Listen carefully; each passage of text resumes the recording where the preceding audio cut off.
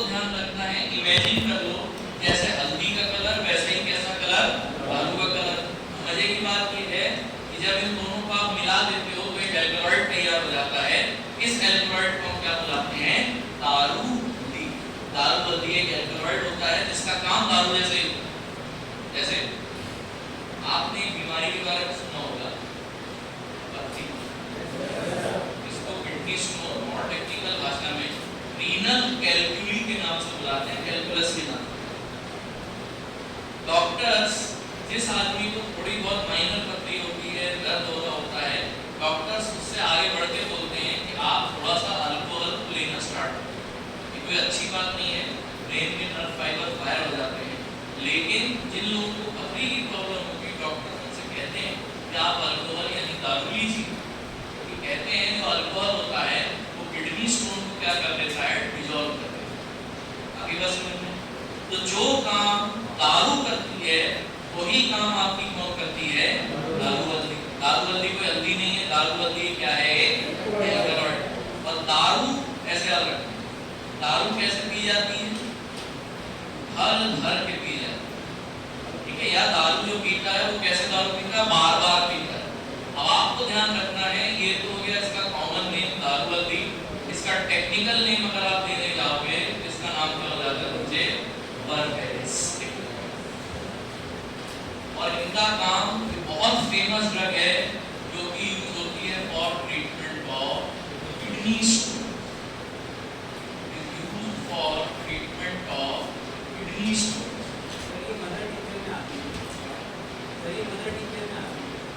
किसी भी टाइप का टिंचर अगर होता है, तो टिंचर का मतलब ये होता है ऐसा अल्कोहल जिसमें शक्कर मिला दी है। स्वीट अल्कोहल जो होते हैं उनको टिंचर बोला है।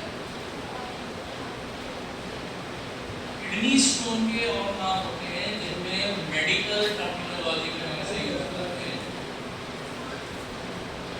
रीनल कैल्कुली। रीनल कैल्कुली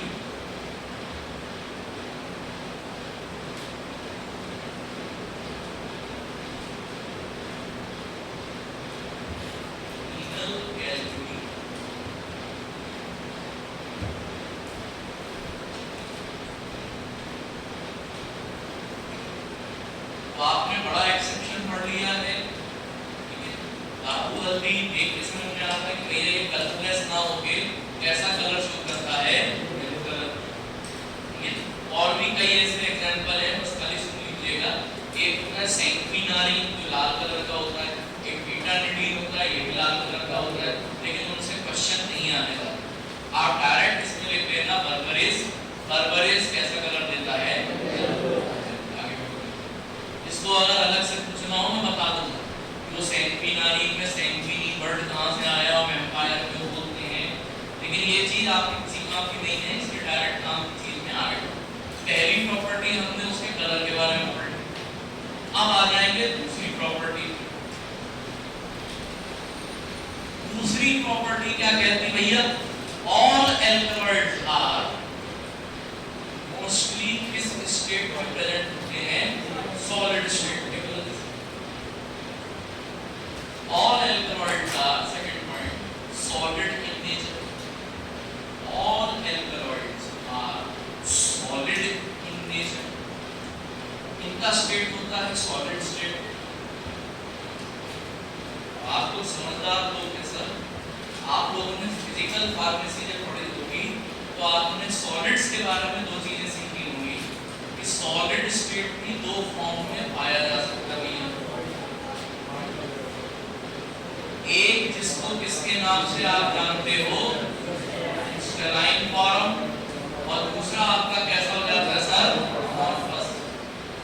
तो सेम एल्कलॉइड्स के साथ क्या होता है भैया, अगर वो सॉलिड फॉर्म में पाए जाते हैं तो वो क्रिस्टलाइन भी हो सकते हैं और अमॉर्फस भी हो सकते हैं। अब जरा कितने एल्कलॉइड्स, ठीक है, समझना शांति से, फिर हम एक बार स्टेप बाय स्टेप आगे बढ़ेंगे। एल्कलॉइड्स को जब आप नेचर से एक्सट्रैक्ट करते हो, आइसोलेट करते हो, तो कहते हैं बेटा कि जब एल्कलॉइड मिलते हैं आप तो वो दो फॉर्म में मिलते हैं। जितने भी आपके एल्कलॉइड्स निकलते हैं नेचर में तो वो दो फॉर्म में निकलते हैं, या तो अपने ओरिजिनल फॉर्म में, ओरिजिनल फॉर्म मतलब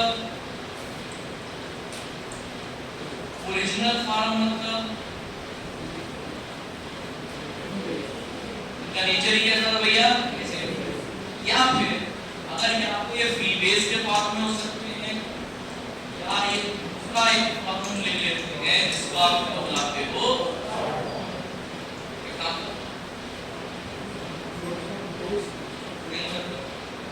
पिछली क्लास टेनिन्स पढ़ाते समय सूडो टेनिन मैंने आपको बताया, उसमें मैंने आपको एक एग्जांपल दिया था कि चाय और कॉफी में कलर देने वाला एक कंपाउंड होता है, कलर देने वाला, कलर हमने पढ़ा था, कलर से क्लोरोजेनिक एसिड, क्या आया, क्लोरोजेनिक एसिड था, वो एसिड था, किससे जुड़ के बैठा था, कैफीन, क्योंकि बेटा कैफीन क्या होता है, एल्कलॉइड, कैफीन अगर बेसिक है, कैफीन अगर एल्कलॉइड है, तो उसने क्लोरोजेनिक एसिड के साथ मिलकर क्या बना लिया, सॉल्ट। आप समझ में आया मैं क्यों बोलता हूँ एल्कलॉइड या तो फ्री बेस के फॉर्म हो सकती है या फिर सॉल्ट, कैफीन बहुत ही है, कहां पर हो गया। अब मुझे दिमाग लगा के बताओ, ये जो पीस ऑफ इंफॉर्मेशन आपको पढ़ी थी, अगर मैं आपसे सवाल करूं ये सॉल्ट फॉर्म है और ये फ्री बेस है, नमक से याद रख लेना, NaCl नमक को रिलेट करके समझना, सॉल्ट फॉर्म इन दोनों में से कहां है, सॉल्ट फॉर्म एमोर्फस में आएगा, समझ लो बेटा, NaCl के एमोर्फस फॉर्म में होता है, किस फॉर्म में होता है, आपको ध्यान रखना है, यहां पर अगर कोई आपसे क्वेश्चन करे तो क्रिस्टलाइन फॉर्म में एल्कलॉइड का कौन सा रूप आप देखते हो, सॉल्ट फॉर्म, तो जो बचा हुआ यानी कि फ्री बेस, ये आपको कहां पर दिखाई देगा भैया,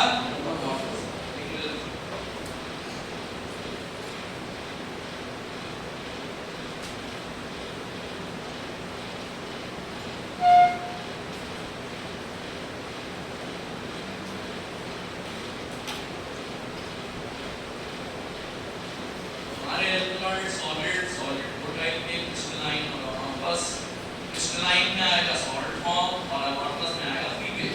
आप कॉमन सेंस लगाओ, NaCl का एग्जांपल याद कर लो, तो नमक ज्यादातर आपको क्रिस्टल फॉर्म में ही दिखता है, उसी से आप रिलेट करके याद कर लेंगे। दूसरा नमक से ही याद करना, अगर तुमसे क्रिस्टलाइन और अमोर्फस फॉर्म की सॉल्युबिलिटी पूछी जाए, मैं तुमको एक तरीका बता देता हूँ कि कैसे कोरिलेट करके याद कर सकते हैं। जैसे नमक से ही कोरिलेट करना, नमक को अगर आप सॉल्युबल करना चाहो तो वो किसमें सॉल्युबल हो जाता है, पानी मतलब कौन सा सॉल्वेंट, पोलर सॉल्वेंट, पता हमने, पानी अगर पोलर सॉल्वेंट है, अब क्या मैं ऐसा लिख सकता हूँ कि अगर सॉल्ट फॉर्म है, क्रिस्टलाइन है मतलब सॉल्ट फॉर्म है, सॉल्ट फॉर्म अगर है मतलब इसकी सॉल्युबिलिटी इसमें होगी बच्चे, कौन से सॉल्वेंट में, सॉल्ट फॉर्म की सॉल्युबिलिटी ये हो जाती है भैया पोलर सॉल्वेंट में।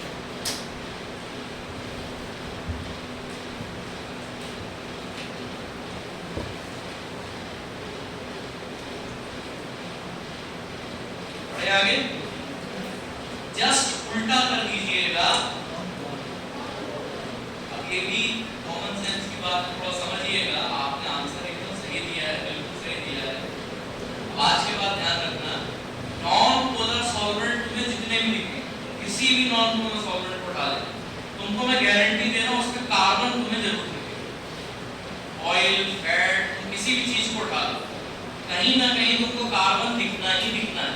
तो अगर कार्बन आ गया तो नॉन पोलर सॉल्वेंट को अपन और क्या बुलाने लगते हैं, non polar organic solubility show करते हैं। अमोर्फस फॉर्म जो होगा वो नॉन पोलर ऑर्गेनिक सॉल्युबल होगा, या ऑर्गेनिक सॉल्वेंट की सॉल्युबिलिटी शो करेगा, ठीक है। अब ये सारा जो आपने पढ़ा है, ये सॉलिड दो फॉर्म के, हाँ इसमें भी कौन सा सॉल्युबिलिटी भी कौन सी है, हमने एक साथ लिंक पहले ही याद कर लिया। अब मैं मूवी तो है नहीं भैया, मैंने बोला था ना दुनिया में परफेक्शन नाम की कोई चीज नहीं होती। हो सकता है सारे अल्कोहल सॉलिड हो, लेकिन क्या 100% अल्कोहल सॉलिड होंगे? परफेक्शन कहीं नहीं है। अब आपको समझना पड़ेगा कि जरूरी नहीं है कि जो सॉलिड है वो तो यही रहे, इससे बाहर नहीं जा रहा। क्रिस्टलाइन होंगे या अमॉर्फस होंगे, प्रीवियस होंगे, सॉल्ट होंगे, यहाँ पर से आगे क्वेश्चन नहीं बनता।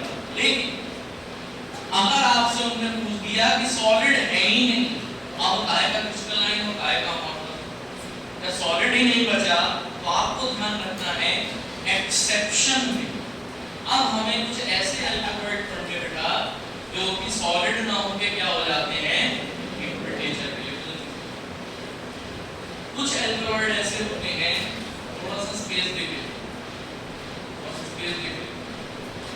कुछ अल्कोहल होते हैं सॉलिड ना होके लिक्विड होंगे, सॉलिड ना होके लिक्विड स्टेट में बिहेव करते हैं, और साधारण लिक्विड नहीं, साधारण लिक्विड नहीं, उचकने वाले लिक्विड। कैसे उचकने वाले लिक्विड? आप लोगों ने देखा होगा दो प्रकार के लोग होते हैं, एक जिनको आप बार बार जब परेशान करते हो, सुनाते रहते हो, कुछ उल्टा उनके साथ हरकत देते हो, तब धीरे धीरे मतलब आप जब उन्हें टेम्परेचर प्रोवाइड करते हो तब वो धीरे धीरे गर्म होते हैं और वेपर फेज में अचानक से फटते हैं, लेकिन उसमें उनको टाइम लगता है। अगर आप उनको परेशान नहीं करते, अगर आप उन्हें टेम्परेचर प्रोवाइड नहीं करते तो वो कभी भी वेपर फेज में नहीं जाते। जैसे कई लिक्विड्स आपने देखे होंगे, जब आप उन्हें हीट करते हो तब वो लिक्विड फेज से कहाँ चले जाते हैं, लेकिन हर लिक्विड ऐसा नहीं होता। कुछ लिक्विड क्या होते हैं बिना वजह वेपर फेज में जाते हैं। आप उन्हें टेम्परेचर नहीं भी दोगे तो भी वो वेपर फेज में जाएंगे। जो उस प्रकार के लिक्विड होते हैं कि टीचर टेस्ट के बारे में भूल गया, टीचर प्रैक्टिकल फाइल चेक करने के बारे में भूल गया, तो वो आगे बढ़ के उठ के टीचर को याद दिला। तो ऐसे स्टूडेंट, ऐसे लिक्विड को आप कुछ लिक्विड बुलाते हैं जो कि जबरदस्ती उचकते हैं, मतलब ऐसे लिक्विड क्या कहलाते हैं भैया, रूम टेम्परेचर पर भी वेपर फेज में जाने की कोशिश करते हैं। आप इन्हें टेम्परेचर नहीं भी प्रोवाइड करेंगे तो भी ये वेपर फेज में जाने की कोशिश करते हैं।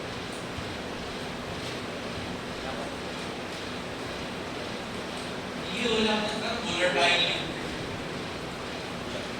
अब वोलेटाइल लिक्विड में आपको कौन-कौन से याद रखने हैं, इसका एक छोटा सा एग्जांपल बता रहा हूँ, उसी से याद रखना भैया। कई बार ऐसा होता है कि कुछ क्लासेस ऐसी होती हैं जिनमें आप बैठे 5 मिनट को, लेकिन लगता है कि 1.5 घंटे से बैठे होता है नहीं, उस समय आपका जो CNS वो पूरी तरीके से क्या हो चुका होता है, डिप्रेस। अब अगर आपको अपने आप को जगाना है तो आपको अपने CNS को क्या बनाना पड़ेगा भैया, ऐसे याद रखना। वोलेटाइल CNS पाने के लिए, वोलेटाइल CNS बनाने के लिए बच्चे क्या करते हैं, सबसे पहले कोने में जाते हैं। वोलेटाइल CNS पाने के लिए बच्चे सबसे पहले क्या करते हैं, कोने में जाते हैं।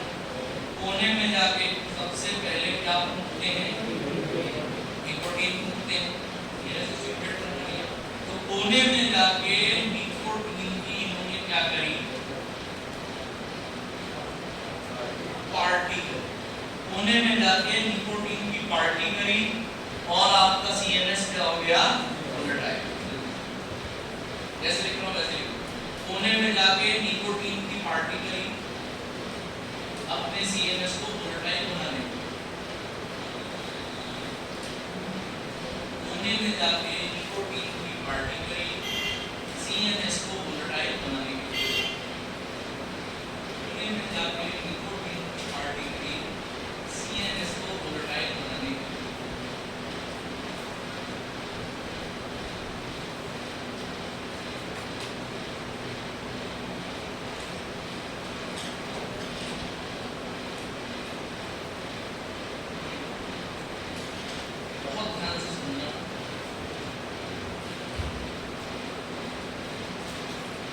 कोने से आपको पहला एलिमेंट याद रखना है, ये लिक्विड फॉर्म का एलिमेंट होता है, जिसको आप किस नाम से जानते हो,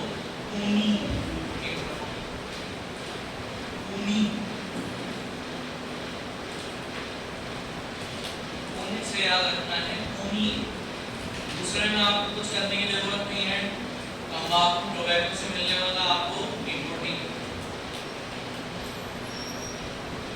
और तीसरा इसमें नॉन ल्यूटिन ग्रुप पाई जाती है, लेकिन अभी उसको लिखने की जरूरत नहीं है। पार्टी से याद रख लेना है स्पार्टीन, स्पार्टीन, निकोटीन, स्पार्टीन, ये तीन एल्कलॉइड होते हैं बच्चे।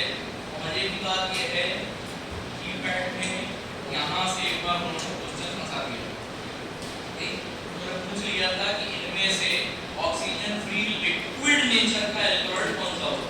बाकी सारे ऑप्शन में ये दोनों नहीं थे, ऑप्शन में सिर्फ और सिर्फ क्या दिया हुआ था, निकोटीन। आप ये हो गया भैया एक्सेप्शन, वोलेटाइल लिक्विड। और ये तीनों याद रखना, तीनों में से कोई सा भी क्वेश्चन को फंसा सकते हैं। सीनियर्स खासतौर जो सीनियर्स हैं वो भैया मैं तो एक्स्ट्रा ये जरूर लिखूं, इट कंटेन्स नॉन ल्यूटिनेट रिंग। सीनियर्स स्पार्टीन में बेटा नॉन ल्यूटिनेट रिंग पाई जाती है। नॉर तभी लगाया जाता है जब आपने मिथाइल ग्रुप हटा दिया।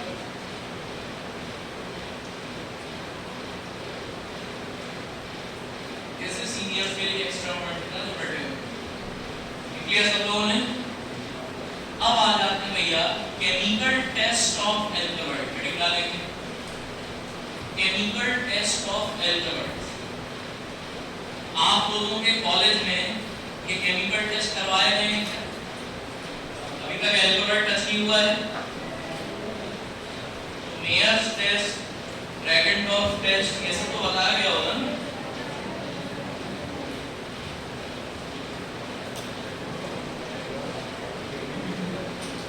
कोई बात एक चीज और बोलूंगा, लास्ट क्लास में नहीं बोल पाया था। आप लोग यहाँ से जो भी सीखते हो, चाहे आप सब्जेक्ट में सीखो, केमिस्ट्री, बायोलॉजी, किसी भी सब्जेक्ट में आप सीखो, आपको कॉलेज में जाके होशियार नहीं बनना। कॉलेज में आप जाएंगे तो आपने ये नहीं करना है टीचर आप आ रहा है पढ़ाते पढ़ाते आपने बीच में उठ के ऐसा क्वेश्चन पूछ दिया जिसका आंसर आपको पहले से पता है, तो आप टीचर को परेशान करें। क्या रहता है टीचर चाहे जैसा भी हो, अगर वो टीचर है मतलब आपसे ऊपर ही, चाहे वो इतना ऊपर हो चाहे वो उतना ऊपर, ऐसे भी खुद को इतना तुम्हारे ऊपर ही। दूसरी चीज ऐसे टाइम पे आप ये साबित नहीं होते हो कि आप समझदार हो, आप पढ़ने लिखने वाले हो, आप बड़ों की नजरों में ऐसे साबित होते हो कि इसको घमंड आ गया है, and he is head over heels in love with himself. आपको ये चीज समझनी पड़ेगी कि आप सीखते हो तो शांत रहना सीखो, क्योंकि अगर आपने होशियारी पढ़ी तो मैं आपको गारंटी दे रहा हूँ बेटा आप ही के लिए मुसीबत हो जाएगी। आपको अभी बहुत लग रहा है कि अरे हम तो सब खेल लेंगे, लेकिन जब थर्ड ईयर फोर्थ ईयर आता है तब आपको ये हाईलाइट किया जाता है, तब आप जीपेट के टेंशन और हाईलाइट होने के टेंशन को बर्दाश्त नहीं कर पाओगे। ये एक साथ जब आती है तो आपसे जल्दी कुछ भी सीखो अपने अंदर एब्जॉर्ब करो। दूसरों की मदद करने के लिए अगर बताना हो तो बताओ, लेकिन अगर दूसरों को परेशान करने के लिए आप इन शक्तियों का दुरुपयोग कर रहे हैं तो वो गलत है और आप ही पे भारी पड़ता है। ठीक है, क्योंकि अभी बहुत सारी मैंने बात सुनी थी आप लोगों की, ऐसे ही मैंने कहा कि कॉलेज में हुआ कि नहीं हुआ है, ऐसी बात है, नहीं हुआ है तो भी अच्छी। जैसे हमने टेनिन्स में पढ़ा था, टेनिन्स में हमने पढ़ा था कुछ कॉमन केमिकल टेस्ट, याद आ रहा है थोड़ा बहुत भी? अपन ने पढ़ा था टेनिन्स व्हाइट कलर देते हैं, टेनिन्स कलर रिएक्शन देते हैं, कुछ वैसे ही अब हम कॉमन केमिकल टेस्ट पढ़ने वाले हैं। लेकिन अब इसके लिए पढ़ने जा रहे हैं, अब इसके लिए ट्रिक डायरेक्ट लिख लो, हल्का से याद रखना, हल्का से याद रखना। स्टार्ट करें। अलका शौकीन महिला थी, अलका जो थी वो शौकीन देवी जी थी। अलका क्या पीती थी? मदिरा। अलका क्या पीना पसंद करती थी? मदिरा। और मदिरा पीने के बाद अलका से क्या निकलता था? वाह।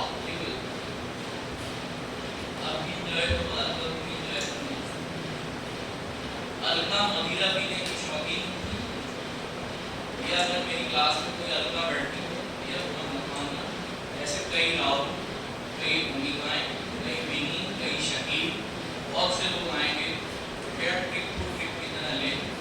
अगर इनका किसी जीवित या मृत व्यक्ति से संबंध होता है तो इसे आप कृपया मात्र एक संयोग समझो, पूरा न माने, पूरा लगे, चार रोटी और खाएं, मुझे कुछ है नहीं।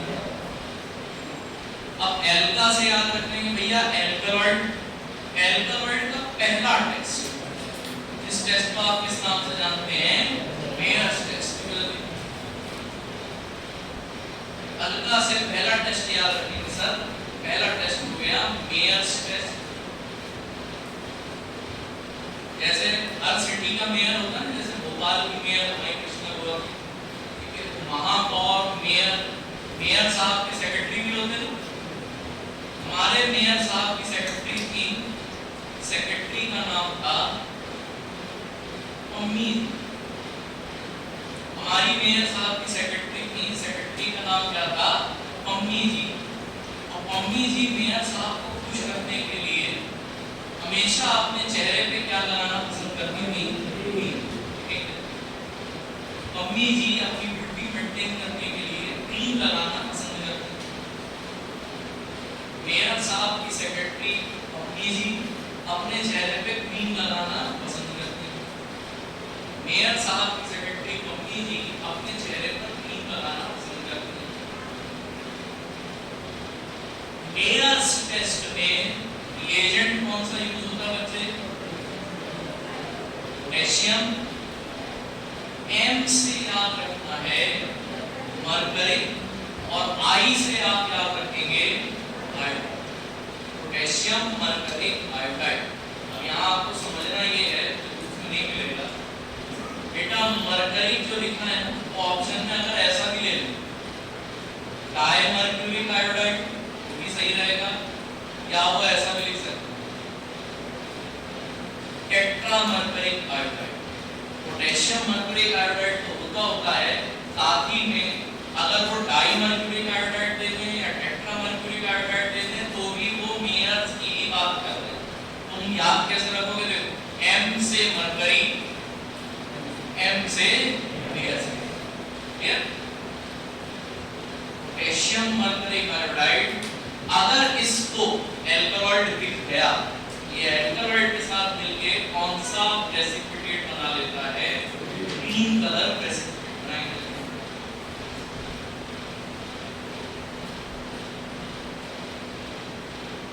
पोटेशियम मर्क्यूरिक आयोडाइड जैसे ये मिलेंगे तुरंत ग्रीन कलर प्रेसिपिटेट बनता है।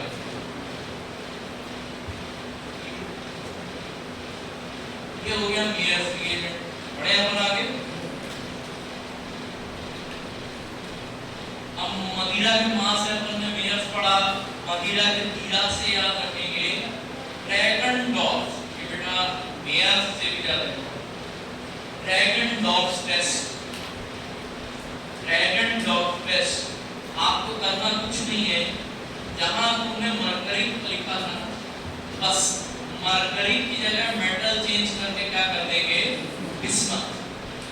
बाकी सबसे मरकरी की जगह आपने बना देना बेटा बिस्मथ, मरकरी इसको हटा के लगा देना बिस्मथ। अब ये पूरा उनके लिए जो भैया 2 सेकंड में सब समझ जाते हैं, तो मेरे जैसे लोग उनके लिए बता दो, आप याद रख लेना ऐसे। पढ़ाई भैया आपने जानवर के बारे में सुना जरूर होगा, पिक्चर में सुना लेते हैं। ड्रैगन कहते हैं ये ऐसा जानवर है जो मुझसे क्या उगलता है भैया, तो ऐसे याद रखना ड्रैगन के कितने मुंह थे, कितने मुंह थे, 20 मुंह थे। ड्रैगन के 20 मुंह थे, बाकी सब छोड़ो, तुम्हें ड्रैगन और 20 मुंह थे, इससे कुछ तो याद आ जाएगा ना भैया, ठीक। अब आ जाओ इसकी 20 मुंह से अगर ड्रैगन तुम्हें जला दे तो तुम्हारा कलर कैसा हो जाएगा भैया, रेडिश ब्राउन। अगर इन 20 मुंह का उपयोग करके आपको जला दिया जाए तो आपका कलर हो जाएगा साहब रेडिश ब्राउन।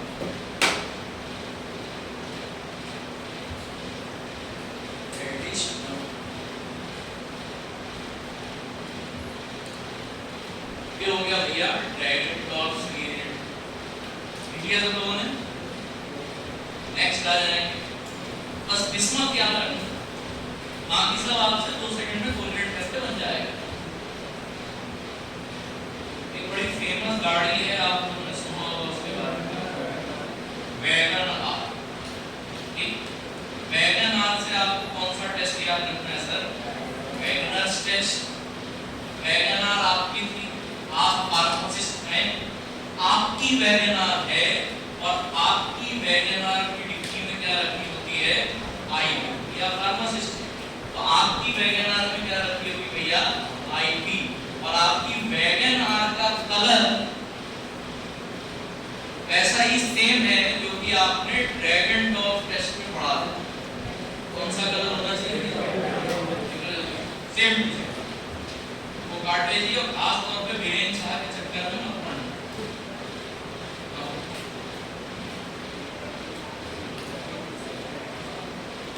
मैं वही आपसे कह रहा हूँ बेटा कि वैगन आर टेस्ट और जो तुम्हारा ड्रैगनडॉर्फ टेस्ट है उसमें आप कोकाटे और वीरेन शाह के चक्कर में न पड़े। अगर कभी क्वेश्चन आए तो आपको कौन से कलर से टिक लगाना है? Reddish brown. ना रेड पे लगाना है ना ऑरेंज रेड पे लगाना है। ठीक, बात समझ गए?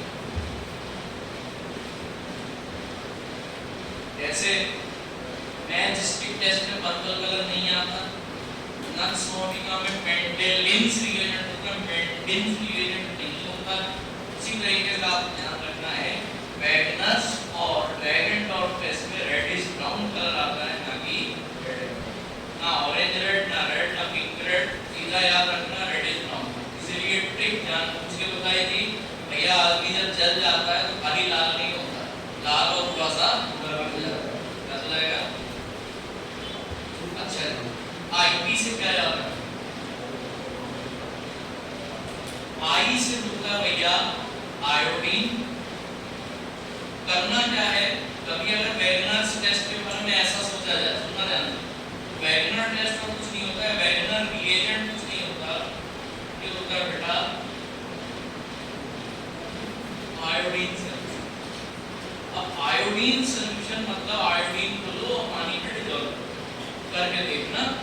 5000 रुपए की जरा सी शीशी आती है आयोडीन, उसके पैलेट्स लेना, पानी में डालना और 24 घंटे उसको स्टिर करते रहना। 24 घंटे बाद तुम देखोगे आयोडीन के पैलेट तुम तो देख रहे हैं, तुम आयोडीन के पैलेट को देख रहे हो, वो डेल्टा से नहीं पड़े रहेंगे, उनमें डिसॉल्यूशन नहीं होगा। इसी चीज को अगर डिसॉल्व करना पड़ता तो क्या करना पड़ेगा? मैं पूछ रहा हूँ भैया, कोई सी चीज अगर आपको डिसॉल्व करनी है तो डिसॉल्व करने पर उस चीज के बारे में आप क्या पढ़ते हो, क्या देखते हो? सॉल्युबल क्यों होगा? देखो यहाँ आए हो तो कुछ ऐसा सीखने के लिए आए हो तुमने पहले नहीं सीखा। हाँ, उससे होता क्या? कलर नॉन कलर होता है। इसी चीज को अगर आप अभी अपनी आंखों के सामने देख रहे हो, नमक आंखों के सामने पानी में डालना, मिला दिया, भूल गए, गायब हो गया आपकी नजरों के सामने, मतलब उसके अंदर क्या हुआ? इसी चीज को अगर आपको डिसॉल्व करना है, यानी अपनी नजरों से ओझल करना है, गायब करना है, यानी समझ जाओ आपने उसका क्या कर दिया? आयोनाइजेशन। जब वो आयोनाइज फॉर्म में आता है तब हम कहते हैं कि वो क्या हो गया है? डिसॉल्व। अब यहाँ पर समस्या क्या आती है कि तुम आयोडीन ले लो, बिल्कुल ले लो, कोई दिक्कत नहीं है। तुमने आयोडीन लिया, तुमने उसमें पानी डाला और तुम उसको स्टिर करते चले जा रहे हो, तुम्हारा दिमाग खराब होता जाता है। एक तो ये हैलोजन पोलर नेचर है और फिर भी मैं पानी में डाल रहा हूँ तो अपनी जगह नहीं छोड़ रहा, क्योंकि आपको ध्यान रखना है आयोडीन आपकी टेबल में काफी नीचे होता है, क्लोरीन सबसे लास्ट में आता है, साइज इसका थोड़ा सा ज्यादा होता है। तो आयोनाइजेशन करने के लिए इसमें आपको कंपैरेटिवली थोड़ा ज्यादा टाइम लगता है, थोड़ा ज्यादा आपको एनर्जी देनी। जैसे आप लोगों को अगर मैं बोलता है भैया एल्कोहॉल का क्लासिफिकेशन और बेसिक वगैरह पढ़ो, अपने आप से पढ़ो, तो आपको हो सकता है भैया 4 घंटे लग जाते, 3 घंटे लग जाते। वही बेसिक और क्लासिफिकेशन अगर मैं आपको पढ़ा रहा हूँ तो हो सकता है 1.5 घंटे में आप खत्म कर दो। यानी मैंने एक तरीके से, आप आयोनाइज नहीं हो पा रहे थे तो मैंने आपको फाइनलाइज करने में आपकी क्या करी, हेल्प कर। यहाँ पर करते क्या है, हम इनको प्रोत्साहन देने के लिए, भैया तुम आयोनाइज हो जाओ, इनको प्रोत्साहित करने के लिए अब हमें डालना पड़ता है पोटेशियम। अब सुनना ध्यान से, क्योंकि यहाँ पर लिखा हुआ है ये आयोडाइड है और ये आपका क्या है भैया, आयोडीन। I2 मतलब आयोडीन और सिंपल I मतलब क्या, आयोडाइड। क्योंकि जैसे ही आप इसको पानी में डालते हो ये आयोडाइड आयन देना स्टार्ट करेगा। अब होगा क्या, I2 और माइनस I2 और माइनस I ये बनाते हैं I3 माइनस आयन, और इस I3 माइनस आयन का नाम होता है जो दूसरी आयोडाइड। और तब हम मानते हैं कि ये हमारे आयोडीन का कौन सा फॉर्म हो गया भैया, soluble form of iodine, soluble form of iodine.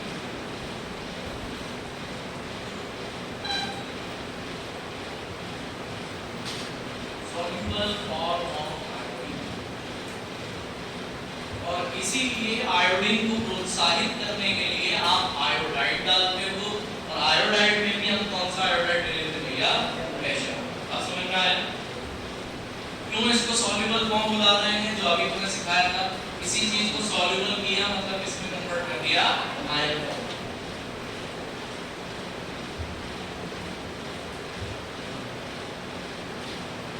वेगनर्स reagent में आपने देखा कि आयोडीन डाला, पोटेशियम आयोडाइड डाला और साथ में वाटर डाला, ये पढ़ा आपने। तो फिर ये क्या होता है,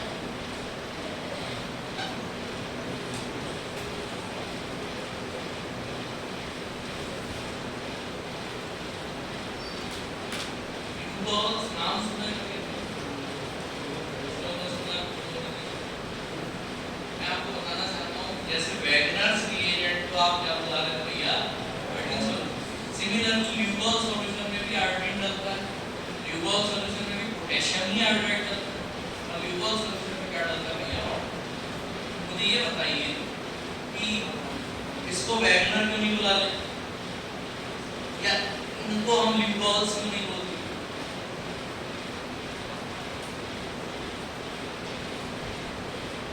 फर्स्ट सेमेस्टर से आप सीखो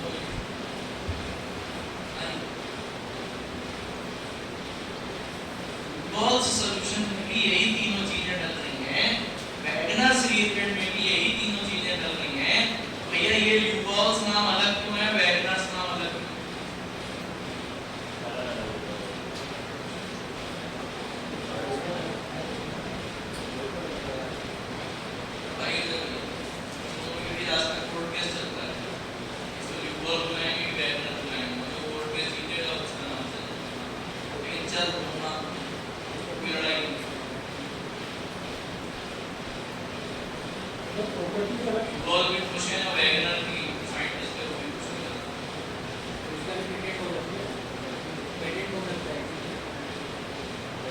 पेटेंट करते समय पेटेंट ऑफिस वाले ये चेक करते हैं कि कहीं ऐसा तो नहीं कि आपके द्वारा बनाई गई जो प्रोसेस को पहले पेटेंट हो चुकी है। अरे तुम में से कोई तो एक पहले पेटेंट हुआ हो, दूसरे को पेटेंट नहीं होना चाहिए, दूसरा भी हो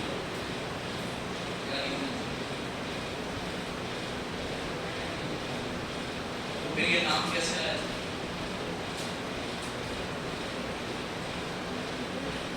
हम चपड़गंज टेस्ट बोलते थे, कोई सा दूसरा नाम दे देते, नाम तो दिया गया, पेटेंट हो गया तभी नाम। सर प्रॉपर्टीज में चेंज होगा,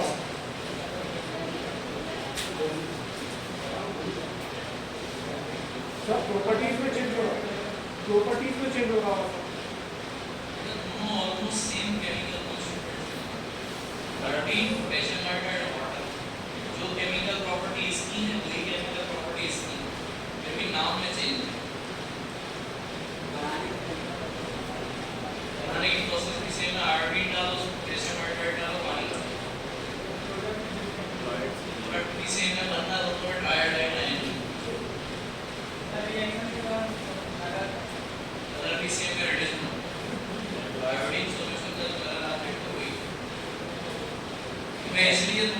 दिखा रहा हूँ कि कई बार जरूरी नहीं है कि बुक में हर चीज जो लिखी हो तो सही हो, और कई बार बुक में आपको आपके आंसर का जवाब मिले।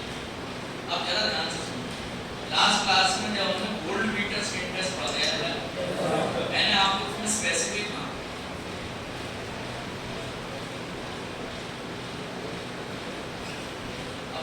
एक तो रहता है ना कि कुछ समझ में नहीं आ रहा है, कुछ भी फेल और उठ रहा है, कुछ भी यार कुछ तो लगेगा। ये आपको ध्यान रखना है।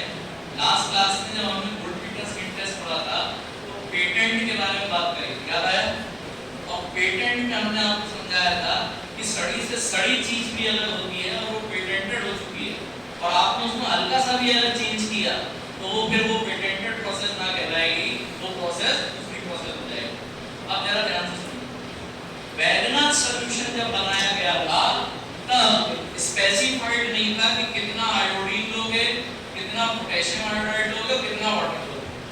लेकिन जब ल्यूगॉल सॉल्यूशन बनाया गया तो उन्होंने ये स्पेसिफाई किया था कि तुम्हें आयोडीन कितना लेना भैया 5%, KI कितना लोगे 10%, और रिमेनिंग 85% यूएस आप क्या ले लेंगे वाटर।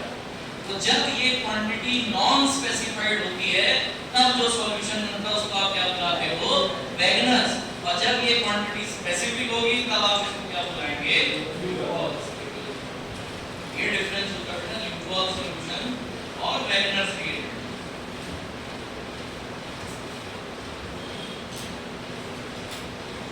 ये सीखना आपके लिए बहुत जरूरी है। छोटे से छोटा डिफरेंस भी अगर आपने किया है, पेटेंटेड प्रोसेस में किया है, आपने उसके स्ट्रिक्ट रूल्स को फॉलो, प्रोसीजर को फॉलो नहीं किया, यानी आपने उस पेटेंटेड प्रोसेस को फॉलो नहीं किया है, आपने अपने हिसाब से स्कीम ऑफ प्रोसेस बना ली।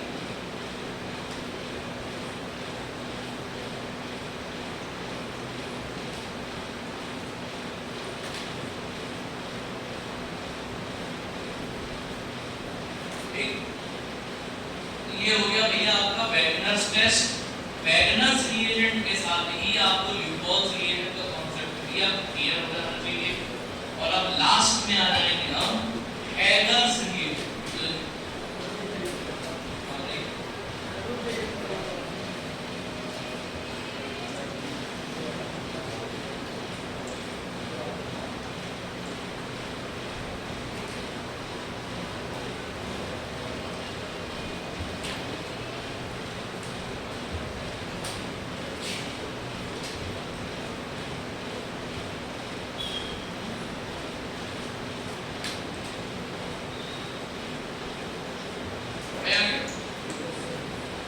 लास्ट आ जाएंगे भैया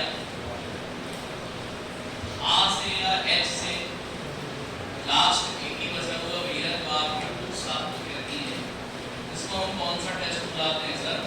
हैगर्स टेस्ट।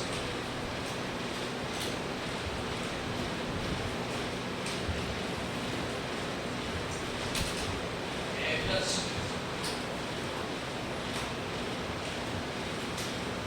अब इसे याद रखने का तरीका बता देता हूँ। पहले आप ये सीख लो इसमें रिएजेंट क्या लगते हैं, फिर उसमें ट्रिक बता दूंगा कि आराम से याद कर सकते। हैगर्स रिएजेंट कुछ नहीं होगा बेटा, आपने इनके बारे में जरूर सुना होगा पिक्रिक एसिड और वो भी सैचुरेटेड सॉल्यूशन, लेकिन वो डायरेक्ट पिक्रिक एसिड ही दे दें तो उसका saturated solution of picric acid. और जैसा पिक्रिक एसिड का कलर होगा बेटा वैसे ही इसका भी कलर आएगा। एल्कलॉइड के साथ कौन सा पीपीटी देता है भैया? येलो।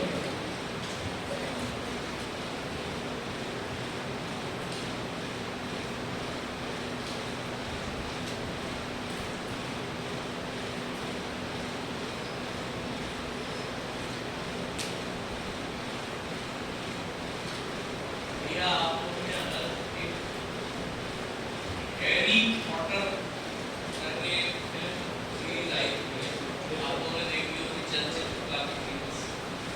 उस हैरी पॉटर चलचित्र फिल्म में एक बढ़िया सा कैरेक्टर है भैया, जिसको सुना होगा अच्छी बात है, नहीं सुना बस खाली मेरे से सीख लो। एक कैरेक्टर था उस पिक्चर में तो काफी लंबे चौड़े भयानक होते जंगली जैसे बाल थे, वो दाढ़ी वाला जंगली जैसे, और वो जो दाढ़ी वाले इंसान थे उनका नाम उस चलचित्र में क्या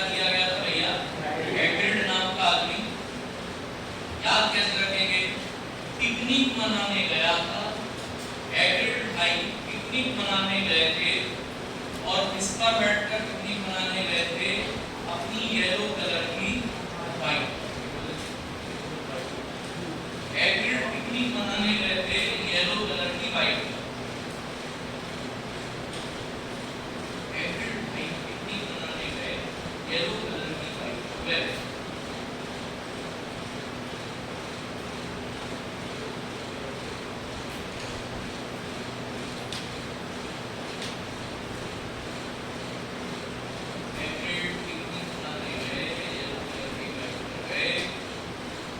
अब यहाँ तक जो आपने टेस्ट पढ़े लिया मियर ड्रैगन और रेगुलर हैगर, ये चार टेस्ट उसमें मिलेंगे। ये चार टेस्ट हो सकता है मेरी आएगा स्टूडेंट या फार्मेसी इंजीनियरिंग स्टूडेंट्स आपको यूट्यूब पे बताते हुए दिए जाएं, लेकिन हमेशा याद रखना रूल अपने पास एक चीज बचा के रखता है। वो टेस्ट बताने जा रहा हूँ भैया, तुमने फीस दे दी, तुम लोग यहाँ पर रेगुलर स्टूडेंट होते हैं, ये दो टेस्ट ध्यान से लिखना। ये एल्गोरिथम के फेमस टेस्ट है, लेकिन आपको बुक्स में दिखाई नहीं देंगे, बहुत ध्यान से देखना। डिवाइस एडिशन में जब हो जाएंगे वो भी देंगे। और नाम इनका बड़ा अजीब सा, खाली सुनना पहले समझना फिर आराम से लिखना। पहला टेस्ट पूरा करना सोनेन-शियन्स टेस्ट, उसी में कंटिन्यू करना। तो केमिकल टेस्ट में पढ़ रहे थे उसी में हम पढ़ाएंगे। पांचवा टेस्ट हम देखने जा रहे हैं बेटा सोनेन-शियन्स टेस्ट। और एक और टेस्ट होता है जिसको बुलाया जाता है शीवलर्स टेस्ट। आप शीवलर से याद रखो, जैसे याद रखो वैसे याद रखो। ये दो टेस्ट हैं जो कि होते हैं एल्गोरिथम्स के नहीं है, लेकिन आपको उसमें नहीं मिलेंगे। प्लस दोनों में अगर आप ऑब्जर्व करो तो तुम शुरुआत जब से कर रहे थे भैया मेयर टेस्ट पढ़ा, ड्रैगन का टेस्ट पढ़ा, तो उसमें तुमको कहीं ना कहीं मेटल जरूर दिखाई देता है। एग्जांपल जैसे मेयर में हमने मेटल पढ़ा था, कौन सा? एम से मेयर, एम से मरकरी डाला है। फिर हम आ गए थे ड्रैगन डॉर्फ पे, तो मरकरी हटा के मेटल कौन सा हो गया था? बिस्मथ। फिर हम वैगनार पे आ गए थे, तो आपने बिस्मथ हटा के क्या पढ़ लिया? पोटेशियम। सारी बात समझ में क्या कहना चाह रहा हूँ? आप यहाँ पर देखो इन दोनों टेस्ट में भी मेटल से ही आपको चेंज याद रखना। सबसे पहला पॉइंट, दोनों बेटा फास्फोरिक एसिड के डेरिवेटिव होते हैं। जैसे मैं लिख रहा हूँ वैसे ही लिखना, कोशिश करो वैसे ही लिखना। दोनों ही फास्फोरिक एसिड के डेरिवेटिव होते हैं। चाहे आप सोनेन-शियन्स की बात करो, चाहे आप शीवलर्स की बात करो, दोनों ही फास्फोरिक एसिड के डेरिवेटिव्स हैं। दोनों में एक मेटल लगाया जाता है, बस मेटल का ही डिफरेंस आया। एक में लगता है मोलिब्डेनम, मोलिब्डेनम नाम तो सुना होगा ना, तो उससे आपका निकल के आ जाता है, इसको बुला देता फॉस्फोमोलिब्डिक एसिड।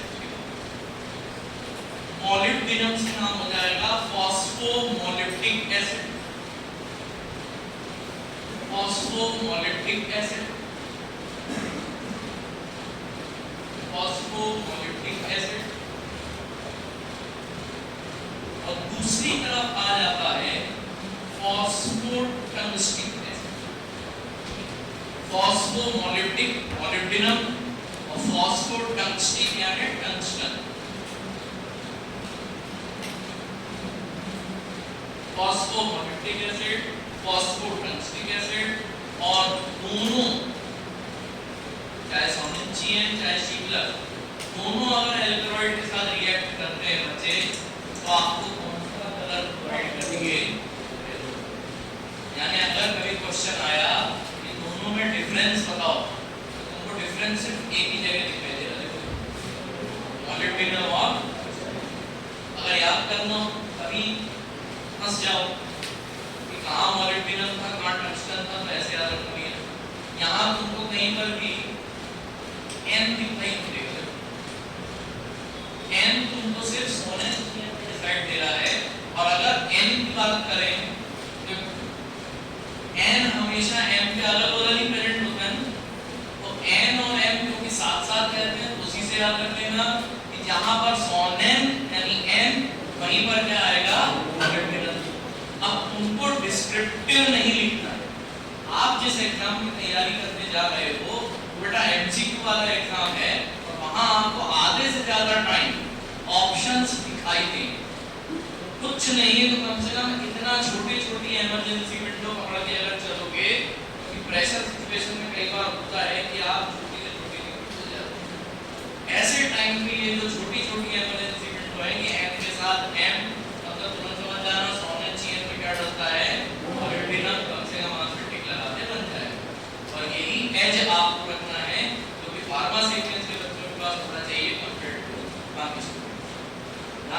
क्लियर? ये चीज ध्यान रखना। सुनने में आपको ये नाम थोड़े से अजीब लग सकते हैं बेटा, क्योंकि उतने ज्यादा फेमस नहीं है, ठीक है, लेकिन क्योंकि ये अल्फाबेट के कॉमन टेस्ट हैं इसलिए आपने इसको भी याद रखना। बढ़िया अपन आगे। अब हेडिंग डाल दो टाइप्स ऑफ अल्फाबेट, लिखेंगे जल्दी से, फ्रेश पेज से डालना, types of alphabets, types of alphabet. कितने प्रकार के अल्फाबेट हो सकते हैं, आइए देखना स्टार्ट।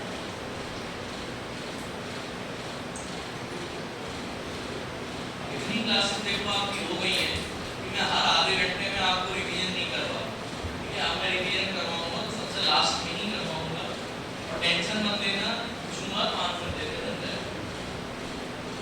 अगर आपको ये पता लगाने हो भैया अल्फाबेट किस टाइप का है, ऑब्जर्व करें, तो सारी चीजें घूम फिर के कहाँ आती है, फसाद की जड़। फसाद की जड़ कौन, याद आया? इसके ऊपर क्या प्लैनेट था? यानी जिस प्रकार का नाइट्रोजन होता है उसी प्रकार का अल्कलॉइड बोला जाता है। अब तुम ऐसे ध्यान रखना, तुम ऐसे ध्यान रखना,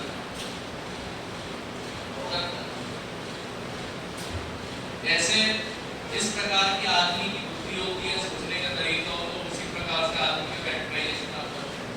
same goes with nitrogen. Suppose अगर नाइट्रोजन ऐसा हो, यानी इस तरीके के नाइट्रोजन को क्या मैं ऐसा लिख सकता हूँ, ये नाइट्रोजन कैसा नाइट्रोजन हो गया भैया, साइक्लिक बुला सकते हैं। और क्या शब्द यूज कर सकते हैं, और कौन सा वर्ड यूज कर सकते हो आप, हेटेरोसाइक्लिक नाइट्रोजन, या तो साइक्लिक नाइट्रोजन या फिर हेटेरोसाइक्लिक नाइट्रोजन। क्या मैं इसको और ऐसा लिख सकता हूँ कि हमारे नाइट्रोजन है ये रिंग का हिस्सा, पार्ट ऑफ द रिंग, तो पार्ट ऑफ द रिंग है, मतलब इसको मैं क्या लिख सकता हूँ, this nitrogen is present inside. अब ये मैं क्यों बता रहा हूँ, क्योंकि बेटा हो सकता है आप इन तीनों में से कोई एक चीज पढ़ो और वो क्वेश्चन में मार्किंग में से कोई एक चीज दे दो, तो कम से कम आपको ये आइडिया होना चाहिए कि अगर इनसाइड द रिंग नाइट्रोजन बोल रहे हैं मतलब हेटेरोसाइक्लिक की बात चल रही है, मतलब साइक्लिक। ऐसे अल्कलॉइड जिनमें चक्रधारी नाइट्रोजन यानी साइक्लिक नाइट्रोजन प्रेजेंट होता है, ऐसे अल्कलॉइड को आप कौन से अल्कलॉइड बुलाते हैं सर, सच्चे अल्कलॉइड। यानी याद रखने का तरीका, तो सच्चे लोग होते हैं उनको ज्यादातर ऑर्बिटल में नहीं लिखते, सच्चे लोग ईमानदारी से कमा के खाने वाले लोग क्या चलाते भैया,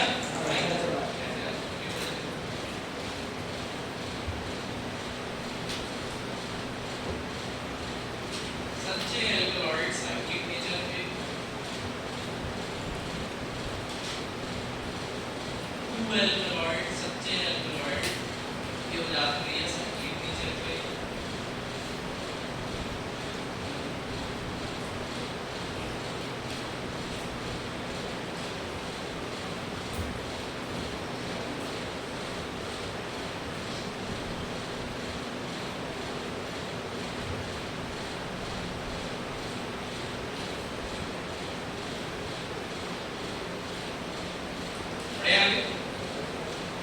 जितने साइक्लिक नाइट्रोजन वाले अल्कलॉइड होते हैं, मतलब अल्कलॉइड अगर है समझाना, ये मैं आपको स्टार्टिंग में बता चुका हूँ, नेचर होगा जरूरत से ज्यादा अगर ले लिया, अति जरूरत वर्जित, अगर आपने जरूरत से ज्यादा कंसंट्रेशन ले लिया इनका, तो ये आपके लिए क्या साबित हो सकते हैं, टॉक्सिक साबित हो सकते हैं। सच्चे अल्कलॉइड की बात हो गई। और तीसरा एक और पॉइंट है, इसको खाली यहाँ मार्क करके छोड़ देना, ये तीसरा पॉइंट खास है, इसको मैं चाहता तो मैं डायरेक्ट लिखवा सकता था, लेकिन कहते हैं ना जब आप किसी चीज को टीज करते हो, ठीक है ना, तो वो आपके दिमाग में ज्यादा लंबे समय तक रहती है जब आपको उसका आंसर पता चलता है। और ये जरूरी है कि ये वाला पॉइंट आपके दिमाग में लंबे समय तक रहे, क्योंकि ये एक ऐसा चीज है जो कि आपको शायद नहीं कि शायद पता हो, बता सकता है, लेकिन ये एक पॉइंट ऐसा है जो कि आपकी बहुत बड़ी गलतफहमी दूर करने वाला है कैसे हम टू और बाकी अल्फाबेट्स को डिफरेंशिएट करें। इसलिए ये पॉइंट हम ब्लैंक छोड़ रहे हैं, आप चाहें तो ब्लैंक छोड़ सकते हैं, तो खाली जगह छोड़ दें और ये हो गया भैया 12 प्लस। अब आती है बात नाइट्रोजन।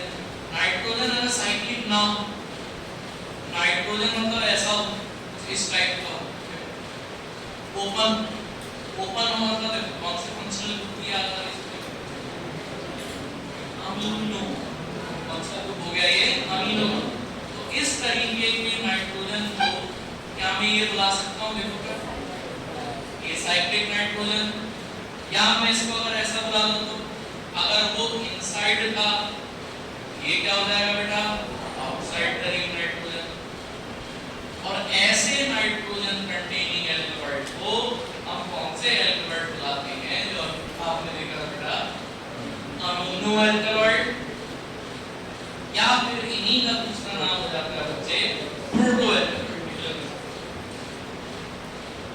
ओपन यानी इस तरीके तो इसी से याद रखना amino alkaloid also known as proto alkaloid.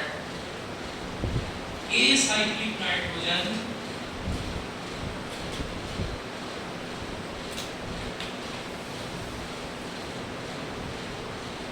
Cyclic nitrogen, acyclic nitrogen, बाकी सारी चीजें बिल्कुल सेम रहेंगी जो आपने टू एल्कलॉइड में पढ़ी थी। एग्जांपल सबसे पहला अगेन एल्कलॉइड है, मतलब नेचर फिर से बेसिक। दूसरा ज्यादा ले लोगे तो आपकी बॉडी के लिए ऑक्सीजन, और तीसरा खाली space.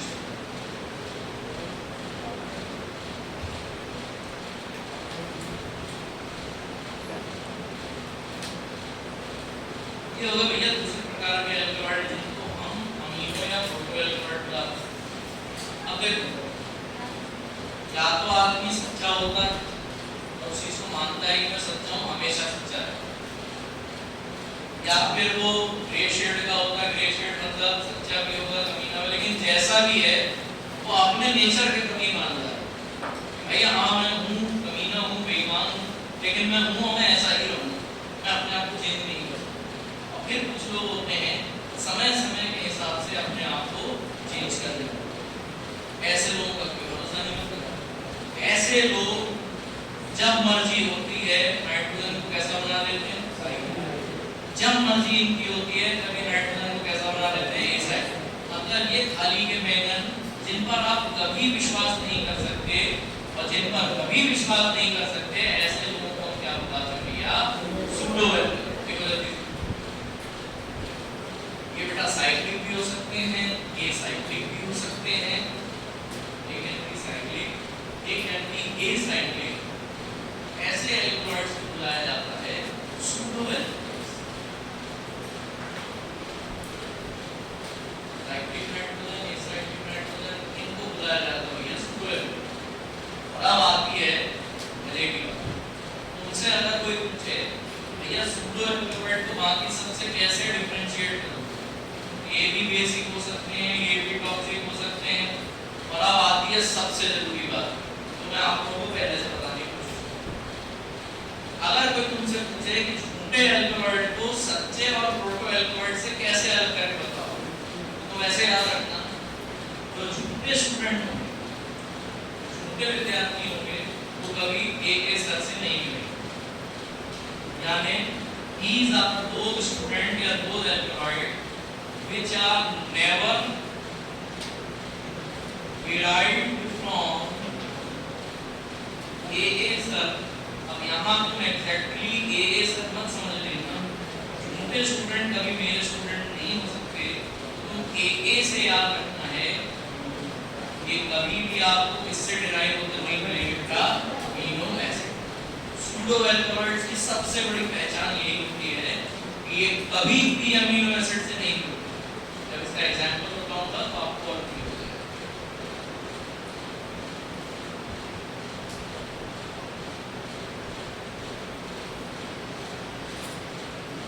Never derived from amino acid. ये साइक्लिक भी अगर है तो आपको कंफ्यूजन नहीं होना चाहिए, साइक्लिक है तो टू एल्कलॉइड नहीं हो जाएंगे, नहीं होंगे, साइक्लिक होंगे लेकिन 2 नहीं होंगे। क्यों? क्योंकि ये अमीनो एसिड से नहीं मिले।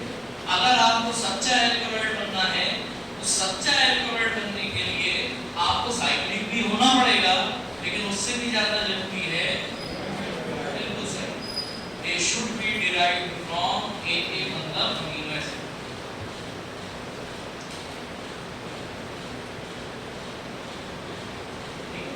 सच्चा एल्कोहल बनना है तो अमीनो एसिड से बनना पड़ेगा। अगर प्रोटो एल्कोहल भी बनना है, भले तुम्हारे पास एसाइक्लिक नाइट्रोजन है, लेकिन तुम एसाइक्लिक नाइट्रोजन होने के बाद भी कब तक प्रोटो एल्कोहल नहीं कहलाओगे जब तक तुम अगेन इससे ना डिराइव हुए हो अमीनो एसिड। खाली साइक्लिक और एसाइक्लिक बोल देने से किसी एल्कोहल को 2 या प्रोटो नहीं बुलाया जाता, ये चीज ध्यान रखना।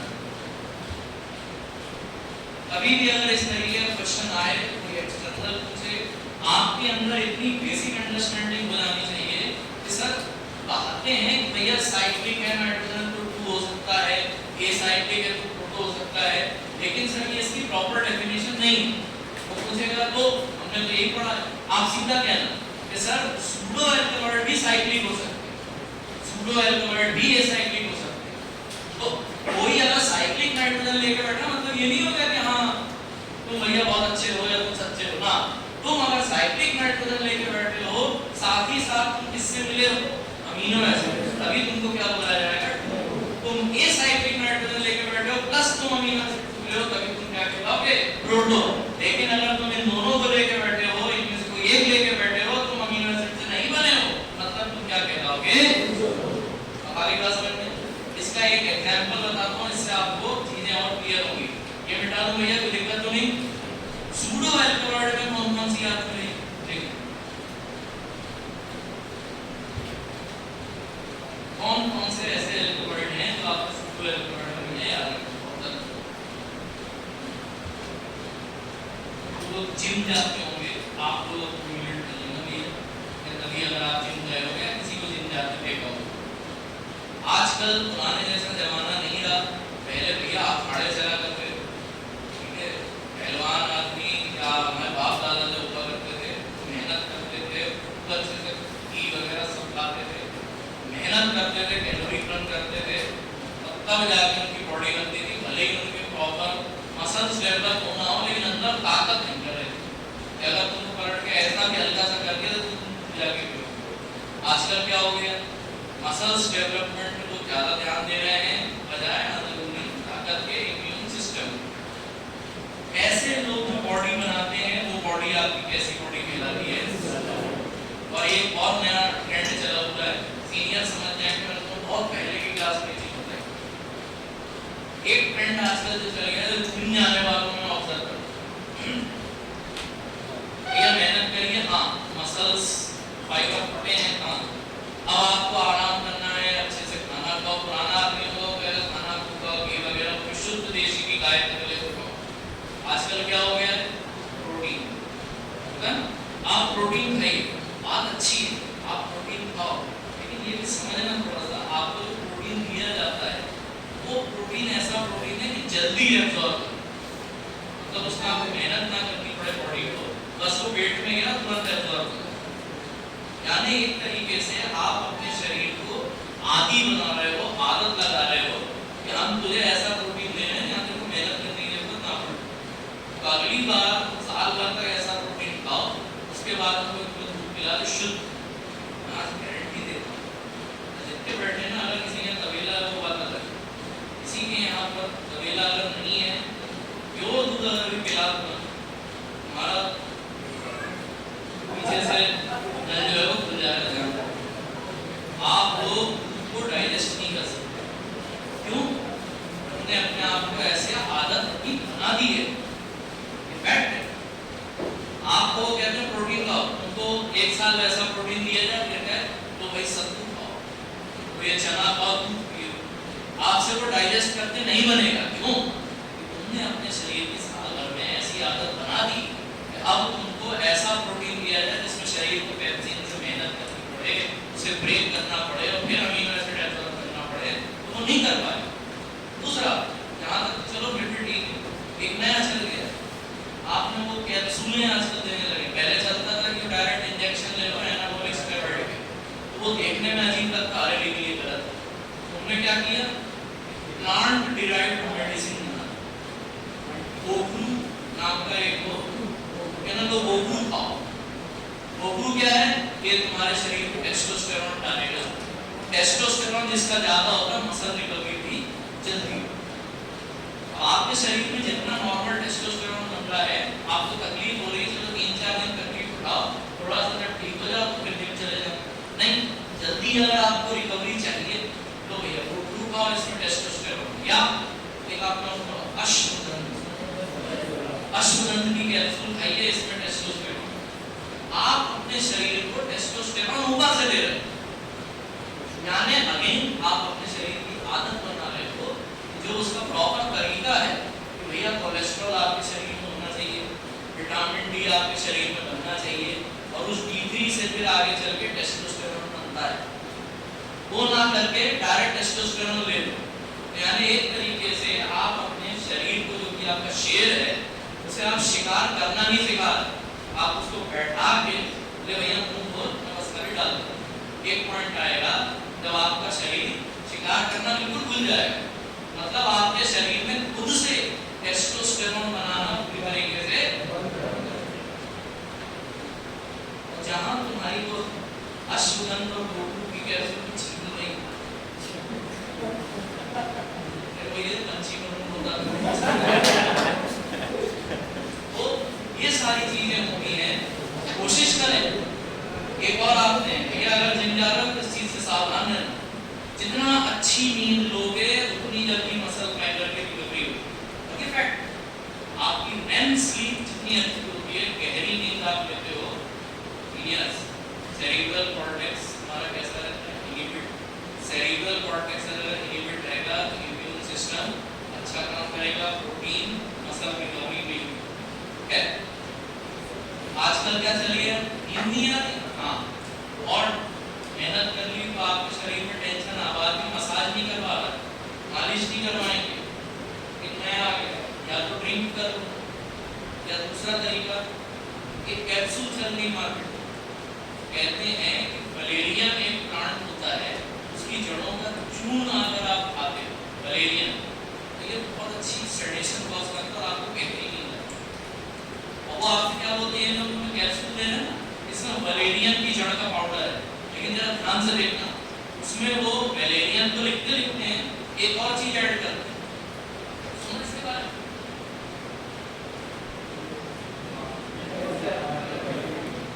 मेलानिन नहीं, ये आपकी स्लीप साइकिल को मेंटेन करने वाला हार्मोन होता है, जो आपकी REM साइकिल को कंट्रोल करता है। अब यानी तुम अगर अपने शरीर को ऊपर से मेलाटोनिन दे रहे हो, आपके शरीर को धीरे धीरे आदत हो गई कि हमको मेलाटोनिन नहीं बनाना, हमको मेलाटोनिन बाहर से मिल रहा है, जब तक कैप्सूल ले रहे हो आपको नींद आएगी। जहां आपने कैप्सूल लेनी बंद करी, आपके शरीर में कैंसर की प्रॉब्लम आगे चल गई। लेडीज को क्यों कहा जाता है कि उनको सबसे ज्यादा खतरा होता है कैंसर? आज की डेट में सीनियर्स आप जानते हो, अपने पहले भी डिस्कस किया हुआ है, आज की डेट में हार्मोनल इम्बैलेंस ये एक ऐसा कारण है जो कि सबसे बड़ा रीजन माना जाता है कैंसर। प्लस हम रह ही रहे हैं ऐसे एनवायरनमेंट, हमें शुद्ध चीजें मिलती नहीं, हम केमिकल से लवलेस चीजें खा रहे हैं, और साथ ही साथ रात में जग रहे हैं, इमोशनली अनस्टेबल है, जो मन करता है आप खुल के वो काम कर नहीं सकते। कभी अगर आप रनिंग करने जाते हो तो रनिंग करने के बाद में आपको अच्छा लगेगा, बहुत ज्यादा आप घर में अगर बैठे रहते हो मोबाइल में, क्यों आज की डेट में सबसे ज्यादा डिप्रेशन होता है? आपके शरीर में टेस्टोस्टेरोन एस्ट्रोजन अकेले हार्मोन नहीं है, ये भी एक हार्मोन है। डोपामीन आपका एक तरीके से देखा जाए तो हार्मोन है। इतने सारे हार्मोन्स आपकी बॉडी में हैं, और अगर उनका इम्बैलेंस होता है तो आपके शरीर में कैंसर कॉज होता है। आएगा समझ में? तो इस तरीके से सूडो अप्रोच लगाना बंद करें। ये आजकल जिम की लैंग्वेज में बहुत चलने लगा कि अरे उनकी जो बॉडी है वो किस प्रकार की बॉडी भैया, सूडो बॉडी। सूडो बॉडी बनाने के लिए जिम के लोग क्या लेना पसंद करते हैं? प्योर फॉर्म के स्टेरॉइड। जिम के लोग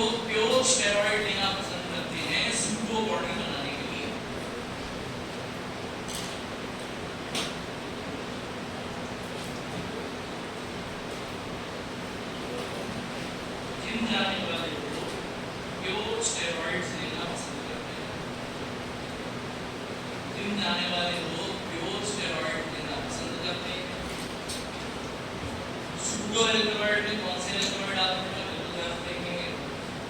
सबसे पहला एल्कलॉइड आता है प्योर से प्यूरीन एल्कलॉइड्स।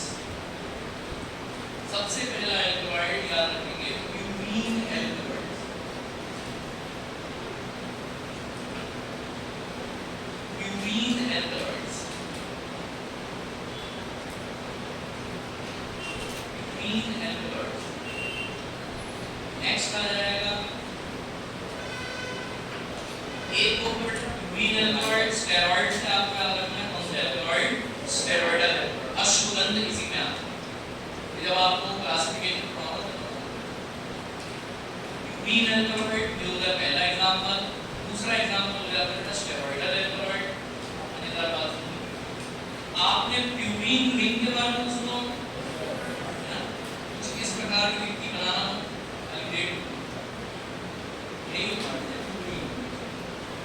ये आपकी प्यूरीन। अब अगर ये प्यूरीन रिंग है ये आपकी प्यूरीन रिंग, तो क्या मैं ये कह सकता हूँ नाइट्रोजन इनसाइड द रिंग है कि outside the ring? Cyclic nitrogen यानी हेटेरोसाइक्लिक नाइट्रोजन। अब अगर प्यूरीन में साइक्लिक नाइट्रोजन है, हमने साइक्लिक नाइट्रोजन और कहाँ पढ़ा था भैया? लेकिन फिर भी ये प्यूरीन में ना आके किसमें आ रहा है? और उसका रीजन क्या है? ये अमीनो एसिड से नहीं मिलता। ये एसिड से तो मिलता है लेकिन वो अमीनो एसिड नहीं होते। कौन से एसिड होते हैं? ठीक है, न्यूक्लिक एसिड के ब्रेक डाउन से आपको यूरिक एसिड, ज़ैंथीन वगैरह ये सब मिलता है और उन सब में आपको प्यूरीन दिखाई देता है। न्यूक्लिक एसिड के ब्रेक डाउन से ये आपको प्यूरीन मिलती है।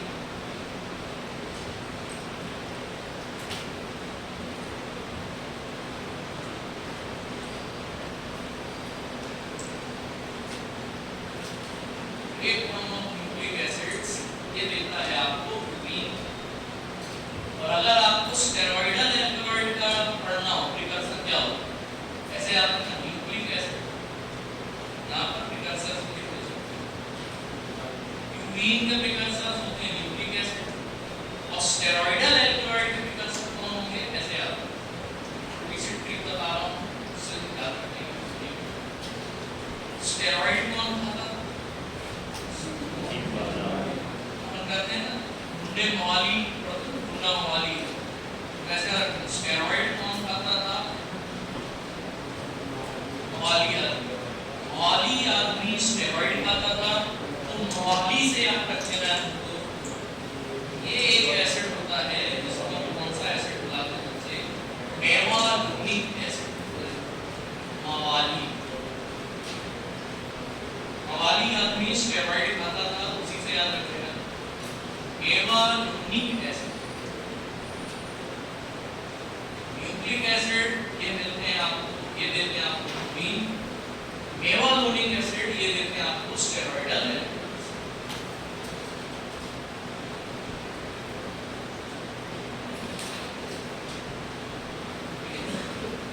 जब इसका नेक्स्ट क्लास में क्लासिफिकेशन पढ़ेंगे तो मैं आपको सिखाऊंगा स्टेरॉइड में रुचि, अश्वगंध, वेरेट्रम और प्यूरीन में सबसे अच्छा कैफीन जो हमने पढ़ा था याद है, वो कैफीन इसी में प्यूरीन नहीं आया। तो टी, कॉफी, चॉकलेट होगा, ये जितने भी होंगे सब उसमें पढ़ेंगे। क्लासिफिकेशन अभी इसलिए नहीं बता रहा हूँ क्योंकि क्लासिफिकेशन पढ़ाने मिनिमम 1 घंटा मुझे लग जाएगा, इसलिए अभी जो टॉपिक जहाँ खत्म हो रहा है मैं उसी टॉपिक को फिनिश कर ले रहा हूँ। कभी अगर ऐसी सिचुएशन आगे आई कि बीच टॉपिक चल रहा है, टाइम थोड़ा ज़्यादा हो गया तो भले ही टाइम ज़्यादा लेंगे, टारगेट हमारा ये है कि टॉपिक आपका एक खत्म करें। अब नेक्स्ट टॉपिक स्टार्ट करने से बेहतर ये है कि वो टाइम फालतू खराब होगा, 15 मिनट में वो होने से नहीं रहा। नेक्स्ट क्लास में हम क्लासिफिकेशन पढ़ेंगे। सब लोग इस क्लास का रिवीजन करके हैं, हालांकि मैं आपको